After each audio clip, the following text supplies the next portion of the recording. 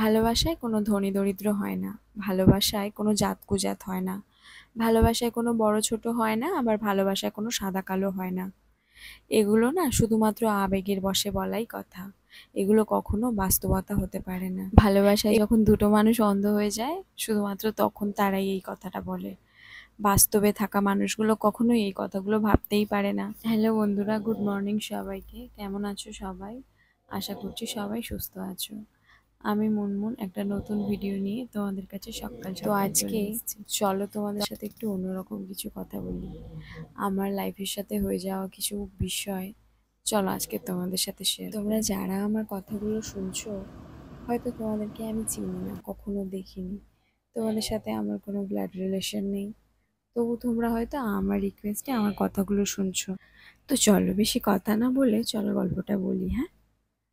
জানো, আমি যখন ক্লাস 12-এ পড়ি, তখন যে স্কুলে আমি পড়তাম সেখানে একটা ছেলেকে আমি ভীষণ পছন্দ করতাম। পরে জানতে পারলাম ও আমাকে পছন্দ করতো। তো ক্লাস 12 শেষ হয়ে গেল, স্কুল ছেড়ে দিলাম, আমরা কলেজে এলাম। আমি অন্য একটা কলেজে গেলাম, ও অন্য একটা কলেজে গেল। তো তখন ভাবলাম যে আমাদের দুজনের জায়গাটা তো চেঞ্জ হয়ে গেল, মানে যেখানে গিয়ে আমাদের দুজনের দেখা হতো আর কি, স্কুলে। তো ও অন্য একটা কলেজে, আমি অন্য একটা কলেজে, ভাবলাম হয়তো আর দেখা সাক্ষাৎ হবে না। ব্যাস, যা হয়ে গেছে হয়ে গেছে, বাদ দাও। তারপর একদিন হঠাৎই আমার ওর সাথে আমাদেরই কলেজে নবীন বরণের দিনে ওর সাথে আমার দেখা হয়ে গেল। তারপর আর কি দুজনের ফোন নাম্বার এক্সচেঞ্জ হলো, কথাবার্তা হতো, সম্পর্কটাও বেশ এগোতে শুরু করলো। ভালো লাগছিল, নতুন নতুন বন্ধুত্বের সম্পর্ক বেশ ভালোই এগোচ্ছিল, সবকিছু ভালো লাগছিল। হ্যাঁ, এখন টুইস্ট হলো যে ছেলেটাকে আমি পছন্দ করতাম, মনে মনে ভালোবাসতাম বলা চলে, সেই ছেলেটা আমার কাস্টের ছিল না, আমার ধর্মের ছিল না। সেই ছেলেটা মুসলিম ছিল, আর আমি বাই রিলিজিয়ান, আমি হচ্ছে হিন্দু। তো গল্পটা বলছি তার আগে বলে নিই, আমাদের হচ্ছে সকালবেলা আমি একটু মাছ নিয়েছিলাম। তো মাছটা আমি এই মুহূর্তে বেছে নিচ্ছি, আর আমার বাড়ির মধ্যে না একটু ওই কাজ চলছে, ওই দেওয়ালে যে সিমেন্টের কাজ চলছে আর কি, দেওয়ালে মাজা ঘষা হচ্ছে আর কি, সেই জন্য না বাড়ির মধ্যে একটু অগোছালো হয়ে আছে। তো সকালে একটু মাছ নিয়েছিলাম, বেশ বেলা হয়ে যাচ্ছিল মাছটা ধুতে। তো আমি এখন সেই জন্য আগে ঘুম থেকে উঠে তাড়াহুড়ো করে মাছটা ধুয়ে নিচ্ছি। তো চলো আবার গল্পের মধ্যে ঢুকি। তো এটা আমি প্রথম থেকে যে জানতাম না, এত বড় মিথ্যে কথা আমি বলবো না। আমি কিছুটা কিছুটা আমি জানতাম যে হ্যাঁ, এই ব্যাপার। নিজেকে আমি সরিয়ে নেওয়ারও অনেক চেষ্টা করেছিলাম, কিন্তু হয়তো আমার কপালে ছিল না ওর থেকে সরে আসার, আমি পারিনি। এই কথাটা আমার কেউ কখনোই বিশ্বাস করে না। আমার বাবা মাও কখনো আমার কথা বিশ্বাস করেনি। আমার বাবা মা বলে তুই ইচ্ছে করেই এটা করেছিস, কিন্তু না, আমি নিজেকে সরিয়ে আনার অনেক চেষ্টা করেছিলাম, কিন্তু আমি পারিনি। তো যাই হোক, আমি শুরুর থেকে যে জানতাম তা না, আমি বেশ কয়েকদিন পর জানতে পেরেছিলাম। তখন অতটা আমাদের সম্পর্ক এগোয়নি, তখন জাস্ট একটা ফ্রেন্ডশিপ রিলেশন ছিল, ব্যাস, দ্যাটস অল। তখনই আমি জানতে পেরেছিলাম যে ও আমার কাস্টের নয়। তো এদিকে দেখো, একটু বলে নিই, আমি হচ্ছে ওই জামা কাপড় কিছু ভিজিয়ে রাখছি আমার বরের। কালকেও এক জায়গায় গিয়েছিল, ভীষণ নোংরা ছিল জামা কাপড়ের মধ্যে, তো সেগুলো একটু ভিজিয়ে রাখছিলাম। দুটো তিনটে বাসন ছিল, সেগুলো মেজে নিলাম। চলো আবার গল্পটা বলা শুরু করি, হ্যাঁ। তো সত্যি আমার কাছে না কখনো ওই কাস্টের বিষয়টা ম্যাটার করতো না খুব বেশি, কিন্তু বাস্তব জীবনে কাস্ট জিনিসটা ভীষণভাবে ম্যাটার করে, এটা আমি ভবিষ্যতে এসে বুঝেছি। আমরা তো সামাজিক জীব, তো আমাদেরকে মানে সামাজিক নিয়মে বাঁচতে হলে আমাদের কাছে ধর্মটা ভীষণ ভীষণ ইম্পর্টেন্ট, সেটা আমি বর্তমানে এদিকে দাঁড়িয়ে দেখো বুঝেছি। আমার দুষ্টু মেয়েটা না একদমই ব্রাশ করতে চায় না, জানো তো, মানে কি যে করি ওকে নিয়ে, ওকে আমি ব্রাশ করাতে পারি না। ও কিন্তু প্রতিদিন ঘুম থেকে উঠেই আমাকে একটা কথা বলে, মা আমাকে ব্রাশ দাও, আর ওকে যখন আমি ব্রাশটা দিই ও কিন্তু ব্রাশটা নিয়ে নিজে দাঁতে ঘষতে থাকে। আমাকে ওর দাঁতে হাতই দিতে দেয় না, আমি ওর দাঁতে হাতই দিতে পারবো না।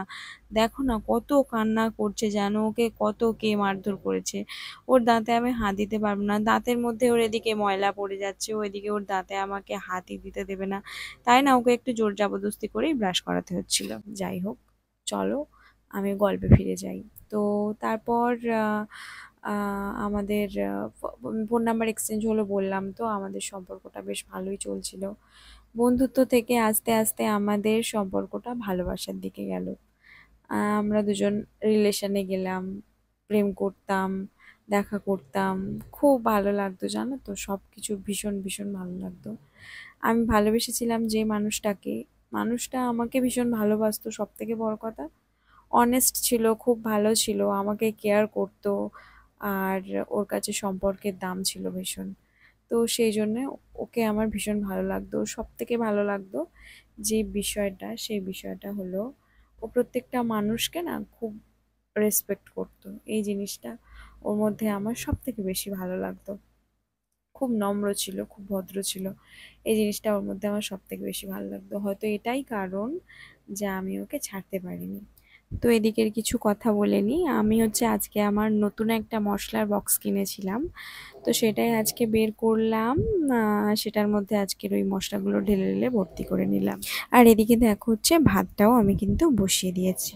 তো যাই হোক, আম, তারপর প্রেম করতাম, আমাদের সম্পর্কটা চলতে থাকলো বেশ কয়েকদিন নয়, সরি, বেশ কয়েক বছর। আমরা 8 বছর প্রেম করেছিলাম, তারপর আমাদের বিয়ে হয়েছিল আর কি। তো প্রেম প্রেম করতাম, দেখা করতাম। বাড়িতে কেউ কিছু জানতে পারতো না জানো, কেউ কিছু জানতে পারতো না। মানে আমি সাবধানে থাকতাম সব সময়, কাউকে কিছু জানতে দিতাম না আমি। আমার বাবা মা যদি জানতে পারতো, আমাকে অবশ্যই, যে কোনো বাবা মা জানতে পারলে তাকে তো, মানে এই বিষয়টা যদি জানতে পারে, এই সমস্ত ডিটেলসে পুরো ব্যাপারটা যদি জানতে পারে, অবশ্যই সেই বাবা মায়েরও খারাপ লাগবে, আর সেই মেয়েটার উপর থেকেও খারাপ কিছু যাবে। সবসময় চেষ্টা করতাম যাতে এক্ষুনি কিছু না জানতে পারে, সেই জন্য। চলো, কি রান্না করছি তোমাদেরকে আগে একটু দেখিয়ে দিই। তো আজকে যে সকালবেলায় যে লোটে মাছটা নিলাম, সেটার একটু ঝাল ঝাল বানাচ্ছিলাম আলু দিয়ে। আর ফ্রিজের মধ্যে সেদিনে তোমরা দেখেছিলে মাছের ডিম একটু স্টোর করে রেখেছিলাম, সেটা ভেবেছিলাম যে আমি আজকে ওই আহ, একটু ওই পকোড়া টাইপের করব, বেসন দিয়ে আর পাতলা পাতলা করে পেঁয়াজ কুচে একটু পকোড়া টাইপের করব। তো সেটাই করছিলাম। তো ওই জাস্ট ওটাই করেছিলাম, মাছের ঝাল করেছিলাম আর ওই পকোড়া করেছিলাম আর একটু ডাল করে নিয়েছিলাম। আর সেদিনের ওই রান্না, আর তেমন কিছু রান্না করিনি। তো চলো এবার গল্পটা আবার বলি, হ্যাঁ। তো বাড়িতে কেউ কিছু জানতো না, আমরা লুকিয়ে লুকিয়ে দেখা টাকা করতাম আর কি। এভাবেই 8টা বছর কেটে গিয়েছিল জানো। এভাবেই 8টা বছর, 8টা বছর সত্যি কখন যে কেটে গেল আমরা বুঝতেই পারলাম না। এখন আমার মনে হয় যে আমার জীবনে ওই 8টা বছর যদি আমি আবার ফিরে পেতাম, অনেক ভালোভাবে কেটেছিল আমাদের ওই ওই 8টা বছর আর কি। তো যাই হোক, তারপর আস্তে আস্তে বাড়িতে জানাজানি হলো জানো। আর আমাদের জীবনের সেই, মানে সুন্দর মুহূর্তগুলো কিভাবে যে ভ্যানিশ হয়ে একটা কালো, মানে একটা কালো মেঘাচ্ছন্ন আকাশের, মানে যে পরিস্থিতিটা থাকে আর কি, সেরকম একটা পরিস্থিতি নেমে এলো একটা সুন্দর ঝলমলে দিন থেকে। মানে সেগুলো বলে বোঝানো যাবে না জানো তো, আমার জীবন থেকে ঘটে গিয়েছে, আমাদের জীবন থেকে ঘটে গিয়েছে, আমরাই জানি। আর একটা সম্পর্কের মধ্যে সব থেকে বেশি কিন্তু ভোগান্তি যেটা হয়, যার হয়, সেটা হচ্ছে একটা মেয়ের। একটা মেয়ে যতটা সহ্য করতে পারে, একটা মেয়ের সাথে যা যা হয় তার বাড়ির থেকে, একটা ছেলের সাথে কিন্তু তা হয় না, মানে তার বাড়ির থেকে। তো আমাদের সমাজে সত্যি সব কিছুতেই কিন্তু একটা মেয়েকেই সব থেকে বেশি টলারেট করতে হয়। তো বাড়িতে জানাজানি হয়ে গেল জানো, মানে আমাদের এই সম্পর্কের ব্যাপারটা। তো বাড়িতে জানাজানি হওয়ার সাথে সাথেই, মানে যেটা সব থেকে প্রথম বাবা মায়ের করণীয় কাজ আর কি, মেয়ের জন্য পাত্র দেখা। তো চলতে থাকলো সেটা, হ্যাঁ। তো আমার জন্য পাত্র দেখা শুরু হলো, ছেলে দেখা শুরু হলো। ছেলেরা আমাকে দেখতে আসছে, আমিও সংসারে ঢং করতে বসছি। হ্যাঁ, আমি তো জানি যে আমি বিয়ে করব না, ভীষণ খারাপ লাগতো, তবু বসছি। আহ, আমার বয়ফ্রেন্ড মানে আমার বর্তমান যিনি স্বামী আর কি, আমি ওকে বলতাম। তো ও আমাকে বলতো যে দেখো, দেখাশোনা আসলেই তো আর বিয়ে করতে হচ্ছে না, বসো, তারপর দেখা যাবে ভবিষ্যতে কি হবে না হবে। তো বসতাম, খারাপ লাগতো। একটা দেখাশোনা আসলে বাবার অনেক খরচাও হয়ে যেত। সেগুলো ভেবে আর কি মনের মধ্যে একটু খারাপ লাগতো যে আমি তো বিয়ে করব না, তাহলে এগুলো কেন হচ্ছে। যাই হোক, খরচের ইস্যুটা নয়, বাট ওই যে ছেলেগুলো দেখতে আসতো, বসতাম ওদের সামনে, তারাও একটা এক্সপেকটেশন নিয়ে আসতো, সেগুলো ভেবেই আমার খারাপ লাগতো। তো যাই হোক, এভাবেই দেখাশোনা হতে হতে আবার 2-3টে বছর কেটে গেল। মানে ওই 8টা বছরের ভেতরেই আর কি 2-3টে বছর কেটে গেল। ফাইনালি মানে আমার বিয়ের বেশ 5-6 মাস আগে আর কি আমাকে এক জায়গা থেকে দেখতে এসেছিল, এবং আমাকে প্রায় জায়গা থেকে দেখতে এসে কিন্তু ওরা পছন্দ করতো। কোনোভাবে না কোনোভাবে আমার ভাগ্যচক্রে হয়তো কেটে যেত, অথবা আমার কোনো বিহেভিয়ারে তাদের ভালো লাগতো না, মোটামুটি এভাবেই কেটে কেটে যেত জানো দেখাশোনাগুলো। আর আমার বিয়ের বেশ 5-6 মাস আগে আমার বেশ 2-3টে দেখাশোনা এসেছিল, তারা আমাকে পুরো মানে খুব ভীষণভাবে পছন্দ করেছিল। আর আমার বিয়ের কথা তাদের সাথে অনেকটাই এগিয়েছিল, 2-3জনের কথা বলছি আমি। তো সেই মুহূর্তে দাঁড়িয়ে না আমি আর পারছিলাম না, মানে দেখাশোনাগুলোকে একজন করে আসছে, আমি একজন করে ভেঙে দিচ্ছি, আমি আর পারছিলাম না। সব থেকে তো শেষে আহ, মানে আমার বিয়ের কয়েকদিন আগে আর কি, যে দেখাশোনাটা আমার এসছিল, যারা দেখতে আমাকে এসছিল, তাদের সাথে বিয়ের কথাবার্তা হয়ে গিয়েছিল আমার, একদম পাকা কথাবার্তা হয়ে গিয়েছিল। তখন আমি কি করলাম, ছেলেটাকে না ডাইরেক্ট ফোন করলাম, ফোন করে ছেলেটাকে আমি বিশ্বাস করি আর কি, সমস্ত কথাগুলো ছেলেটাকে আমি দাঁড়াও এখানকার কিছু কথা আমি বলে দিই। তো আমাদের মানে আমাদের ঘরে আর কি এই পর্দাগুলো আজকের একটু লাগালাম আর কি। তো সেই পর্দাগুলো লাগাতে গিয়ে দেখো পুরো ঘামে ঘাম, যদিও মুখটুকে একটু জল দিয়ে এসেছি বলে একটু এরকম মনে হচ্ছে। সেই সন্ধ্যে থেকে না, সন্ধ্যে থেকেই এখন রাত 8টা বাজে, ওই দেয়ালটাতে ফুটো করতে হয়েছিল মেশিন দিয়ে। তো দেয়ালটা ফুটো করে তাতে দড়ি লাগিয়ে পর্দাগুলো খাটালাম আমি আর আমার বর মিলে। তো এখন একটু বাইরে গিয়েছে, ও একটু ওকে বললাম একটু ডিমটা ভাজো। তো ও একটু ডিমটা ভাজছে আর আমি এই ঘরে বসে। তো ছেলেটা আমার কাছ থেকে কথাগুলো শুনে নেওয়ার আগে আমাকে বারবার বলেছিল যে তুমি আমাকে সত্যি কথাটা বলতে পারো, আমি কিন্তু তোমার বাড়িতে কিছু বলবো না, তুমি যদি সত্যি কথাটা বলো দুজনের জীবনই বেঁচে যাবে। তো আমি ছেলেটার ফোন নাম্বার জোগাড় করেই আমি ওকে ফোন করেছিলাম, তো তারপরও আমাকে ওগুলো বলেছিল, বিশ্বাস করেই বেশ ওকে আমি বলেছিলাম। কিন্তু ও যে সত্যি আমার বাবা মাকে বলে দেবে এই কথাগুলো, শুধু যে বলে দেবে তা না, ও আমার কলটা রেকর্ড করে আমার বাবাকে শুনিয়েছিল। তো যাই হোক, ওটা আমার জীবনের চরম ভুল ছিল।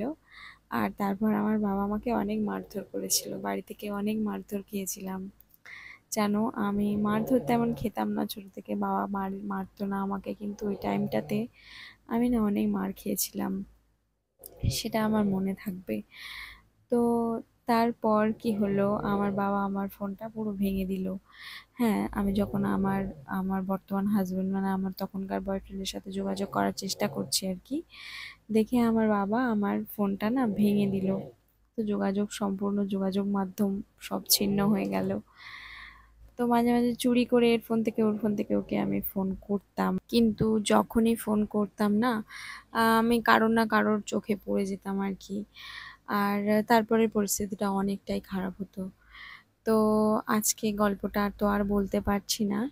দেখো ভিডিওটা প্রায় শেষ হয়ে এসছে, ভিডিওটা এবার হয়তো আমাকে মানে বন্ধ, মানে ভিডিওটা শেষ হয়ে গিয়েছে, তো ভয়েসটা আমি তো তো আর দিতে পরের পারবো না। ভিডিওটাতে আমি পরবর্তী অংশটা বলার চেষ্টা করব।